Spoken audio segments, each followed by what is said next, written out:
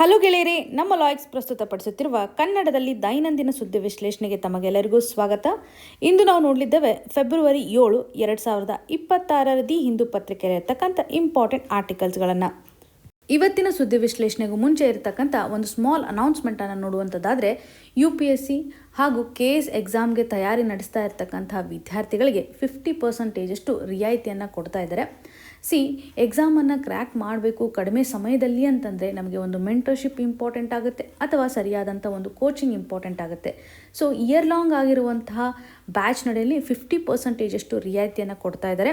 ನಿಮ್ಮ parents police ಡಿಪಾರ್ಟ್ಮೆಂಟಿಂದ ಇರಬಹುದು, ಅಥವಾ ಶಿಕ್ಷಕರ ಹುದ್ದೆಯನ್ನು ಹೊಂದಿರಬಹುದಾಗಿರ್ಬೋದು, KSRTC, BMTC, ಮೆಟ್ರೋಲ್ಲಿ ಉದ್ಯೋಗಿ ಆಗಿರ್ಬೋದು, ಹಾಗೂ ಸೆಂಟ್ರಲ್ ಸ್ಟೇಟ್ ಗೌರ್ಮೆಂಟ್ ಉದ್ಯೋಗಿ ಆಗಿರ್ಬೋದು, ಡಿಫೆನ್ಸ್ ಸೆಕ್ಟರ್ನಲ್ಲೂ ಸಹ ಕಾರ್ಯನಿರ್ವಹಿಸ್ತಾ ಇದ್ದರೆ ಅಂಥ ಮಕ್ಕಳಿಗೋಸ್ಕರ 50% ರಿಯಾಯಿತಿಯನ್ನು ಕೊಡ್ತಾ ಇದ್ದಾರೆ. ಈ ಒಂದು ಕನ್ಸೆಷನ್ನ ಮುಖಾಂತರ ನೀವು ಬೆನಿಫಿಟನ್ನು ಪಡೆದುಕೊಳ್ಳಿ. ಹೆಚ್ಚಿನ ಮಾಹಿತಿ ಏನಾದರೂ ಬೇಕಿದ್ದರೆ ಇಲ್ಲಿರ್ತಕ್ಕಂತಹ ನಂಬರ್ಗೆ ಕಾಲ್ ಮಾಡಿ ಮಾಹಿತಿಯನ್ನು ತಿಳಿದುಕೊಳ್ಳಬಹುದು.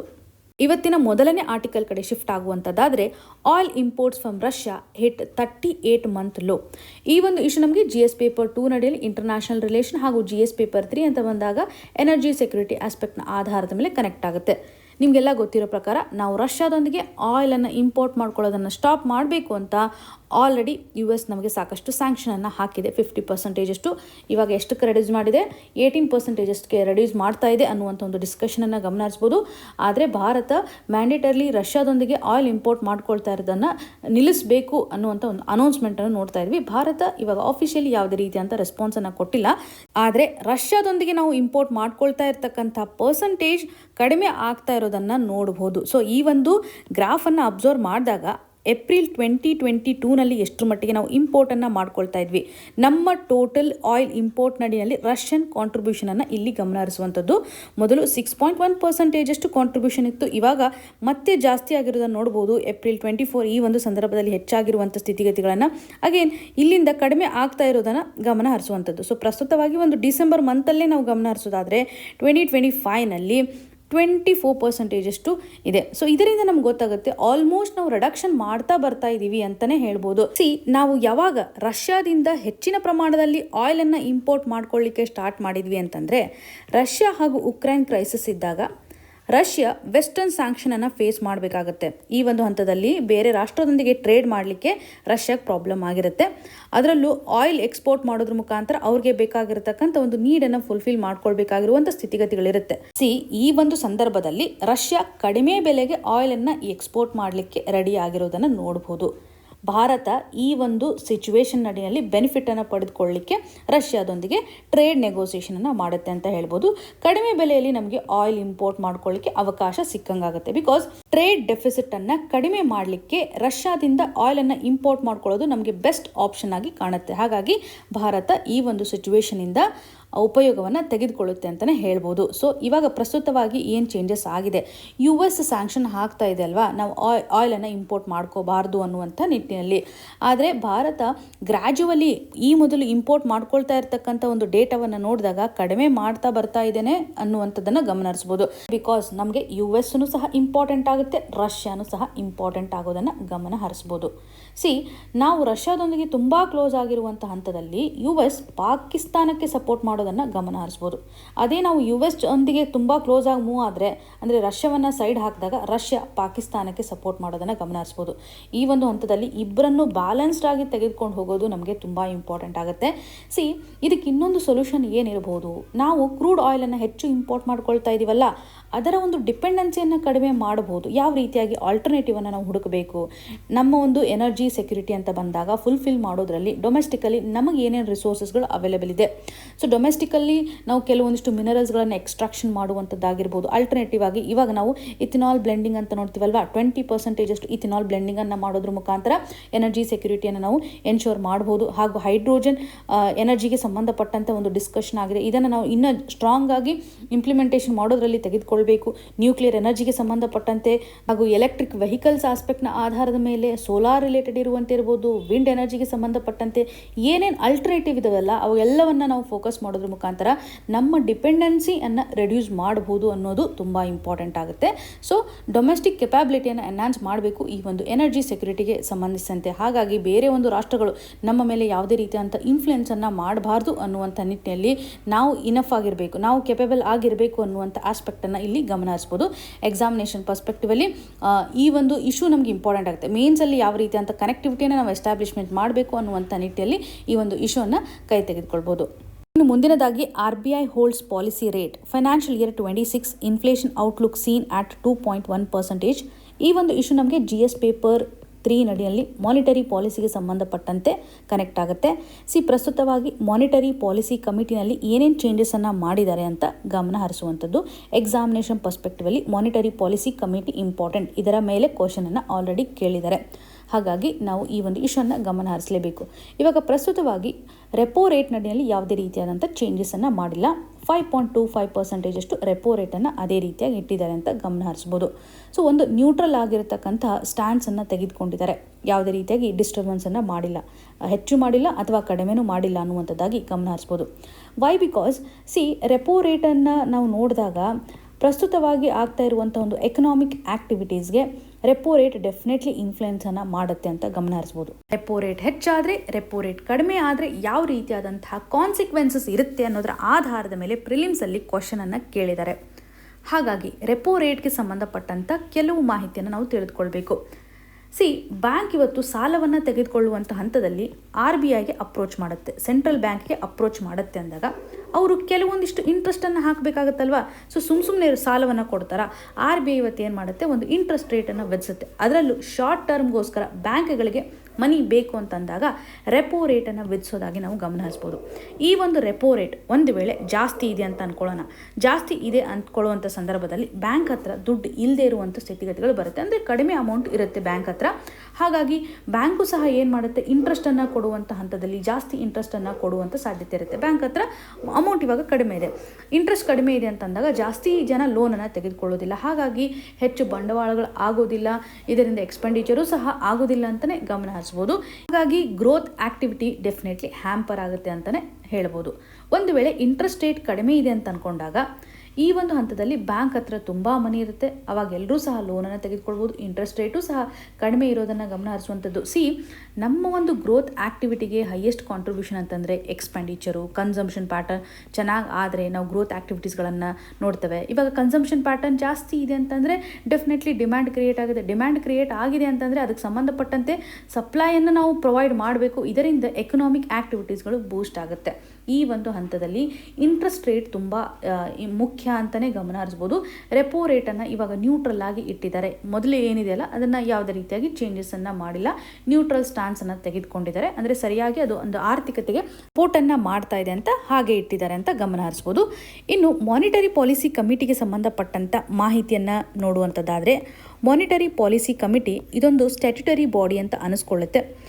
RBI ಅಲ್ಲಿರ್ತಕ್ಕಂಥ 1934 ಆ್ಯಕ್ಟಲ್ಲಿ ತಿದ್ದುಪಡಿ ಮಾಡೋದ್ರ ಮುಖಾಂತರ ಒಂದು ಹೊಸದಾಗಿ ಅಮೆಂಡ್ಮೆಂಟನ್ನು ಮಾಡ್ತಾರೆ. 2016ರಲ್ಲಿ ಒಂದು ಮಾನಿಟರಿ ಪಾಲಿಸಿ ಕಮಿಟಿಯನ್ನು ಎಸ್ಟಾಬ್ಲಿಷ್ಮೆಂಟ್ ಮಾಡೋದನ್ನು ಗಮನ ಹರಿಸುವಂಥದ್ದು.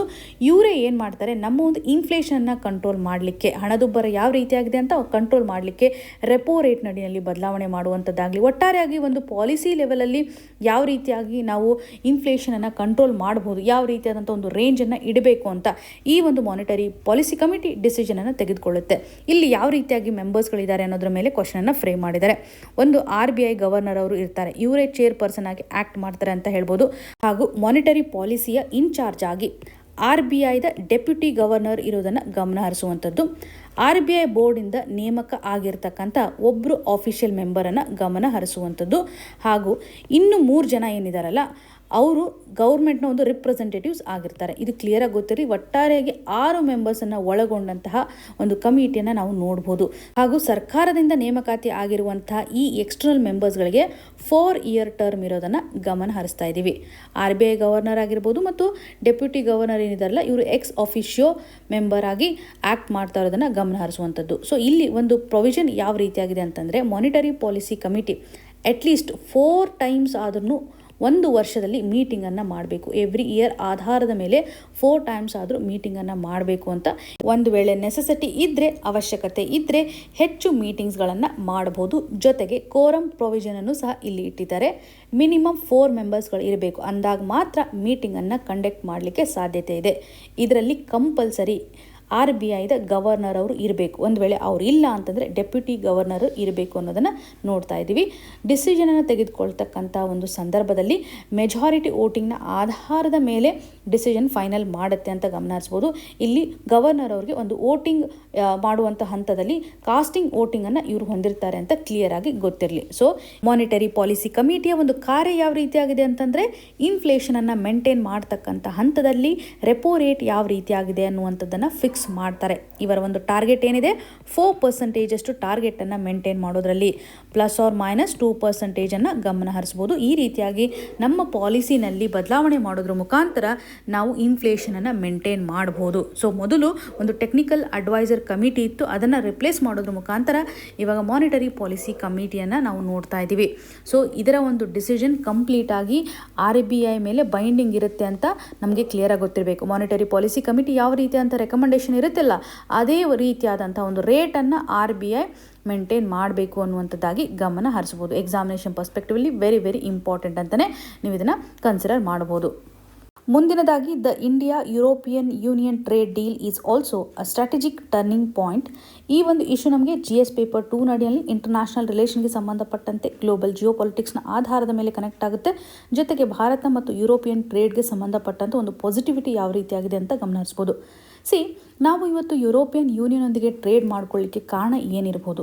US ನಮ್ಮ ಮೇಲೆ ಹಾಕ್ತಾ ಇರುವಂಥ ಒಂದು ಸ್ಯಾಂಕ್ಷನ್ನಿಂದ ನಾವು ಇವತ್ತು ಸೀರಿಯಸ್ ಆಗಿ ಯುರೋಪ್ ಮತ್ತು ಇಂಡಿಯಾದೊಂದಿಗೆ ಇರ್ತಕ್ಕಂಥ ಟ್ರೇಡ್ ಡೀಲನ್ನು ಕಂಪ್ಲೀಟ್ ಮಾಡಲಿಕ್ಕೆ ಸಾಧ್ಯತೆ ಆಗಿರುವಂಥದ್ದು. ಸೊ ಪ್ರಸ್ತುತವಾಗಿ ಒಂದು ಅರ್ಜೆನ್ಸಿಯನ್ನು ಇದು ಕ್ರಿಯೇಟ್ ಮಾಡಿದೆ. ಇಂಟರ್ನ್ಯಾಷನಲ್ ಸಿಸ್ಟಮ್ನಲ್ಲಿ ಆಗ್ತಾ ಇರುವಂಥ ಒಂದು ಬದಲಾವಣೆಯ ಮುಖಾಂತರ ಗ್ಲೋಬಲ್ ಲೆವೆಲಲ್ಲಿ ಯಾವ ರೀತಿ ಅಂತ ಟ್ರೇಡ್ ವಾರ್ ನಡೀತಾ ಇದೆ, ಕೊಲ್ಯಾಪ್ಸ್ ಆಗ್ತಾ ಇರುವಂಥ ಒಂದು ಸಂದರ್ಭದಲ್ಲಿ ಅಗ್ರಿಮೆಂಟ್ಗೆ ನಾವು ಸಹಿ ಹಾಕಿರೋದನ್ನು ಗಮನ ಹರಿಸುವಂಥದ್ದು. ಸೊ ಎಕ್ಸಾಮಿನೇಷನ್ ಪರ್ಸ್ಪೆಕ್ಟಿವ್ ನಡಿಯಲ್ಲಿ ನಾವು ಯುರೋಪಿಯನ್ ಯೂನಿಯನ್ ಟ್ರೇಡನ್ನು ಯಾಕೆ ಇಂಪಾರ್ಟೆಂಟ್ ಆಗಿ ಕನ್ಸಿಡರ್ ಮಾಡ್ತಾ ಇದ್ದೀವಿ ಅಂತಂದರೆ, ನಮ್ಮ ಎಲ್ಲ ಟ್ರೇಡನ್ನು ಕಂಪೇರ್ ಮಾಡಿದರೆ ಮದರ್ ಆಫ್ ಆಲ್ ಟ್ರೇಡ್ ಅಂತಲೇ ಗಮನ ಹರಿಸ್ಬೋದು. ಟ್ರೇಡ್ನ ಒಂದು ಶೇರ್ ನಡಿಯಲ್ಲಿ ಯುರೋಪಿಯನ್ ಯೂನಿಯನ್ ಕಂಟ್ರಿಗಳೊಂದಿಗೆ ಆಗ್ತಾ ಇರುವಂಥ ಒಂದು ಶೇರ್ ಹೆಚ್ಚಾಗಿದೆ ಅಂತ ಗಮನ ಹರಿಸುವಂಥದ್ದು. ಹಾಗಾಗಿ ಯುರೋಪಿಯನ್ ಯೂನಿಯನ್ನೊಂದಿಗೆ ಆಗ್ತಾ ಇರುವಂಥ ಒಂದು ಟ್ರೇಡ್ ಏನಿದೆಯಲ್ಲ, ಸ್ಟ್ರಾಟಜಿಕಲಿ ರೀಅಲೈನ್ಮೆಂಟನ್ನು ಕ್ರಿಯೇಟ್ ಮಾಡಿದೆ ಅಂತ ಹೇಳ್ಬೋದು. ಈ ಒಂದು ಎಕನಾಮಿಕ್ ಅಗ್ರಿಮೆಂಟ್ ಅಥವಾ ನೆಗೋಸಿಯೇಷನ್ ನಮಗೆ ಸಾಕಷ್ಟು ಬೆನಿಫಿಟನ್ನು ತರಲಿದೆ. ಸಾಕಷ್ಟು ಸೆಕ್ಟರ್ಗೆ ಇದು ಹೆಲ್ಪನ್ನು ಮಾಡುತ್ತೆ. ಡಿಫೆನ್ಸ್ ಅಥವಾ ಸೆಕ್ಯೂರಿಟಿ ಆಸ್ಪೆಕ್ಟ್ ಅಂತ ಬಂದಾಗ ಇಂಡೋ ಪೆಸಿಫಿಕ್ ರೀಜನ್ ನಡಿಯಲ್ಲಿ ಇಂಡೋ ಪೆಸಿಫಿಕಲ್ಲಿರ್ತಕ್ಕಂಥ ಸ್ಟೇಟ್ಸ್ಗಳಿಗೆ ಒಂದು ಸ್ಟೆಬಿಲಿಟಿನ ತರಲಿಕ್ಕೆ ಇದು ಸಹಕಾರಿ ಆಗಿದೆ ಅಂತ ಗಮನ ಹರಿಸ್ಬೋದು. ನಮ್ಮ ಒಂದು ಎನರ್ಜಿ ಸೆಕ್ಯೂರಿಟಿ ಅಂತ ಬಂದಾಗ ಒಂದು ಡೈವರ್ಸಿಫಿಕೇಷನ್ನ ಕೊಡ್ತಾ ಇದೆ. ಜೊತೆಗೆ ಭಾರತ ಈ ಒಂದು ಡಿಕಾರ್ಬನೈಸೇಷನ್ ಟಾರ್ಗೆಟನ್ನು ಹಾಕ್ಕೊಂಡಿದೆ. ಇದನ್ನು ಇಂಟ್ಯಾಕ್ಟ್ ಆಗಿ ಇಟ್ಕೊಳ್ಳಿಕ್ಕೆ, ಅಲೈನ್ಮೆಂಟನ್ನು ಮಾಡಲಿಕ್ಕೆ ಇದು ಸಹಕಾರಿ ಆಗಿದೆ ಅಂತ ಹೇಳ್ಬೋದು. ಫ್ಯೂಚರ್ ಡೇಸ್ ನಡಿಯಲ್ಲಿ ಒಂದು ಅಫೋರ್ಡೆಬಲ್ ಆಗಿರ್ತಕ್ಕಂಥ, ಒಂದು ಸ್ಕೇಲೆಬಲ್ ಆಗಿರ್ತಕ್ಕಂಥ ಸಸ್ಟೈನೇಬಲ್ ಎನರ್ಜಿಯನ್ನು ಡೆವಲಪ್ ಮಾಡಲಿಕ್ಕೆ ಭಾರತದೊಂದು ನೀಡ್ ಯಾವ ರೀತಿಯಾಗಿದೆ ಅದನ್ನು ಫುಲ್ಫಿಲ್ ಮಾಡಲಿಕ್ಕೆ ಸಹಕಾರಿ ಆಗಲಿದೆ ಅಂತ. ಬಿಕಾಸ್ ಇದರಿಂದ ಇನ್ವೆಸ್ಟ್ಮೆಂಟು ಸಹ ಜಾಸ್ತಿ ಆಗುತ್ತೆ. ಗ್ರೀನ್ ಹೈಡ್ರೋಜನ್ ಅಂತ ಬಂದಾಗ, ರಿನ್ಯೂಯಬಲ್ ಟೆಕ್ನಾಲಜಿ ಅಂತ ಬಂದಾಗ ಇನ್ವೆಸ್ಟ್ಮೆಂಟ್, ಇನ್ಫ್ರಾಸ್ಟ್ರಕ್ಚರ್ ಸಾಕಷ್ಟು ಹೆಚ್ಚಾಗೋದನ್ನು ಗಮನ ಹರಿಸ್ಬೋದು. ನಾವು ಆಲ್ರೆಡಿ ಈ ಒಂದು ಇಶ್ಯೂನ ಚರ್ಚೆ ಮಾಡಿದ್ದೀವಿ. ಯಾವ ರೀತಿಯಾಗಿ ಒಂದು ಕೋಆಪರೇಷನನ್ನು ಎಲ್ಲ ಆ್ಯಂಗಲಲ್ಲೂ ಎನ್ಹಾನ್ಸ್ ಮಾಡ್ತಾರೆ. When it comes to the people mobility ಆಗಿರ್ಬೋದು, ಗೂಡ್ಸ್ ಆ್ಯಂಡ್ ಸರ್ವಿಸಸ್ಗಳ ಒಂದು ಮೊಬಿಲಿಟಿ ಆಗಿರ್ಬೋದು, ಸೆಕ್ಯೂರಿಟಿ ಆಸ್ಪೆಕ್ಟ್ ಆಗಿರ್ಬೋದು, ಎಲ್ಲ ಹಂತದಲ್ಲೂ ಭಾರತಕ್ಕೆ ಇದು ಬೆನಿಫಿಟನ್ನು ತರಲಿದೆ ಅಂತ ಗಮನ ಹರಿಸ್ಬೋದು. ಗ್ಲೋಬಲ್ ಸೌತ್ ಅನ್ನುವಂಥ ಒಂದು ಕಾನ್ಸೆಪ್ಟ್ ತುಂಬ ಸ್ಟ್ರಾಂಗ್ ಆಗಿ ಡೆವಲಪ್ ಆಗುವಂಥ ಸಾಧ್ಯತೆ ಇದೆ. ಅಂದರೆ ಡೆವಲಪಿಂಗ್ ನೇಷನ್ಸ್ಗಳಿಗೆ ಸಂಬಂಧಪಟ್ಟಂಥ ಇಶ್ಯೂಸ್ಗಳನ್ನು ಅಡ್ರೆಸ್ ಮಾಡಲಿಕ್ಕೂ ಈ ಒಂದು ಟ್ರೇಡ್ ನೆಗೋಸಿಯೇಷನ್ ಕಾಂಟ್ರಿಬ್ಯೂಷನನ್ನು ಮಾಡ್ತಾ ಇದೆ. ಇಂಡೋ ಪೆಸಿಫಿಕ್ ರೀಜನ್ ನಡಿಯಲ್ಲಿ ಸ್ಟೆಬಿಲಿಟಿ ಯಾಕೆ ಇಂಪಾರ್ಟೆಂಟು? ಬಿಕಾಸ್ ಆಫ್ ಚೈನಾಸ್ ಇನ್ಫ್ಲೂಯೆನ್ಸನ್ನು ತಡೆಗಟ್ಟಲಿಕ್ಕೆ ಇಂಡೋ ಪೆಸಿಫಿಕ್ ರೀಜನಲ್ಲಿ ಸ್ಟೆಬಿಲಿಟಿ ತರೋದು ತುಂಬ ಇಂಪಾರ್ಟೆಂಟ್. ಹಾಗಾಗಿ ಈ ಒಂದು ಟ್ರೇಡ್ ನಮಗೆ ತುಂಬ ಇಂಪಾರ್ಟೆಂಟ್ ಆಗುತ್ತೆ ಅಂತಲೇ ಆಥರ್ ಅವರು ಎಂಫಸಿಸ್ ಮಾಡ್ತಾ ಇದ್ದಾರೆ. ಏನೇ ಆದರೂ ಒಳ್ಳೆಯದಕ್ಕಾಗುತ್ತೆ ಅನ್ನುವಂಥ ಒಂದು ಬೆಸ್ಟ್ ಎಕ್ಸಾಂಪಲನ್ನು ತೆಗೆದುಕೊಳ್ಳೋದಾದರೆ, US ಇವತ್ತು ನಮ್ಮ ಮೇಲೆ ಸ್ಯಾಂಕ್ಷನ್ ಹಾಕ್ತಾ ಇರೋದ್ರಿಂದ ನಾವು ಯುರೋಪಿಯನ್ ಯೂನಿಯನ್ನೊಂದಿಗೆ ಇಮಿಡಿಯೇಟ್ ಆಗಿ ಒಂದು ಟ್ರೇಡನ್ನು ಮಾಡ್ಕೊಂಡಿರೋದಾಗಿ. ಈ ಮೊದಲು ನೆಗೋಸಿಯೇಷನನ್ನು ಮಾಡ್ತಾ ಇದ್ವಿ, ಬಟ್ ಸ್ಲೋ ಫೇಸಲ್ಲಿತ್ತು. ಪ್ರಸ್ತುತವಾಗಿ ಗ್ಲೋಬಲ್ ಗ್ಲೋಬಲ್ ಲೆವೆಲಲ್ಲಿ ನಡೀತಾ ಇರುವಂಥ ಒಂದು ಅನ್ಸರ್ಟನಿಟಿಗೆ ರೆಸ್ಪಾನ್ಸನ್ನು ತೋರಿಸಲಿಕ್ಕೆ ಭಾರತ ಒಂದು ಸೂಪರ್ ಡೂಪರ್ ಟ್ರೇಡ್ ಡೀಲನ್ನು ಮಾಡಿಕೊಂಡಿದೆ ಅಂತಲೇ ಗಮನ ಹರಿಸುವಂಥದ್ದು. ಇದರಿಂದ ಭಾರತಕ್ಕೂ ಸಪೋರ್ಟ್ ಆಗುತ್ತೆ, ಯುರೋಪಿಯನ್ ಯೂನಿಯನ್ಗೂ ಸಹ ಭಾರತದಿಂದ ಒಂದು ಕನ್ಸ್ಯೂಮರ್ ಬೇಸ್ಡ್ ಆಗಿರತಕ್ಕಂತಹ ಮಾರ್ಕೆಟ್ ಸಿಗುತ್ತೆ ಅಂತಲೇ ಹೇಳ್ಬೋದು. ಎಕ್ಸಾಮಿನೇಷನ್ ಪರ್ಸ್ಪೆಕ್ಟಿವಲ್ಲಿ ವೆರಿ ವೆರಿ ಇಂಪಾರ್ಟೆಂಟ್. ಈ ಒಂದು ಇಶ್ಯೂಗೆ ಸಂಬಂಧಪಟ್ಟಂತೆ ಆಲ್ರೆಡಿ ನಾವು ಸಾಕಷ್ಟು ಚರ್ಚೆಯನ್ನು ಮಾಡಿದ್ದೀವಿ. ಸೊ ಎಕ್ಸಾಮಿನೇಷನ್ ಪರ್ಸ್ಪೆಕ್ಟಿವಲ್ಲಿ ಅದರಲ್ಲೂ ಮೇನ್ಸಲ್ಲಿ ತುಂಬ ಇಂಪಾರ್ಟೆಂಟ್ ಇಶ್ಯೂ ಆಗುತ್ತೆ ಅಂತಲೇ ನಾವು ನೋಡ್ಬೋದು. ಇನ್ನು ಮುಂದಿನದಾಗಿ $120 million pledge to Chabahar port fully paid government. ಈ ಒಂದು ಇಶ್ಯೂ ನಮಗೆ ಅಗೇನ್ GS ಪೇಪರ್ 2 ನಡಿಯಲ್ಲಿ ಇಂಟರ್ನ್ಯಾಷನಲ್ ರಿಲೇಷನ್ಗೆ ಸಂಬಂಧಪಟ್ಟಂತೆ ಕನೆಕ್ಟ್ ಆಗುತ್ತೆ. ಸರ್ಕಾರ ರೀಸೆಂಟ್ಲಿ ಹೇಳಿರೋ ಒಂದು ಸ್ಟೇಟ್ಮೆಂಟನ್ನು ಇಲ್ಲಿ ಮೆನ್ಷನ್ ಮಾಡ್ತಾ ಇದ್ದಾರೆ. ಪಾರ್ಲಿಮೆಂಟಲ್ಲಿ ಅಡ್ರೆಸ್ ಮಾಡೋದ್ರ ಮುಖಾಂತರ ಸರಿಸುಮಾರು $120 million ಅಷ್ಟು ಚಬಹಾರ್ ಪೋರ್ಟ್ ಪ್ರಾಜೆಕ್ಟ್ಗೆ ಸಂಬಂಧಪಟ್ಟಂತೆ ಒಂದು ಕಮಿಟ್ಮೆಂಟನ್ನು ಮಾಡಿದ್ದೀವಿ ಅಂತ.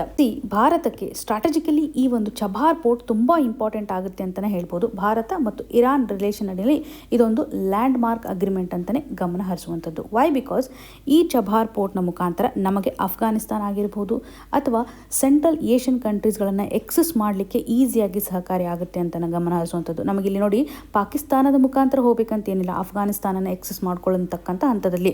ಸೊ ಈ ಒಂದು ಇರಾನ್ನ ಮುಖಾಂತರ ನಾವು ಚಬಹಾರ್ ಪೋರ್ಟನ್ನು ಯೂಸ್ ಮಾಡೋದ್ರ ಮುಖಾಂತರ ಪರ್ಟಿಕ್ಯುಲರ್ಲಿ ಸೆಂಟ್ರಲ್ ಏಷ್ಯನ್ ನೇಷನ್ಸ್ಗಳಾಗಿರ್ಬೋದು, ರಷ್ಯನನ್ನು ಎಕ್ಸಸ್ ಮಾಡಲಿಕ್ಕೆ ಇದು ಸಹಕಾರಿ ಆಗಿದೆ ಅಂತಲೇ ಗಮನ ಹರಿಸುವಂಥದ್ದು.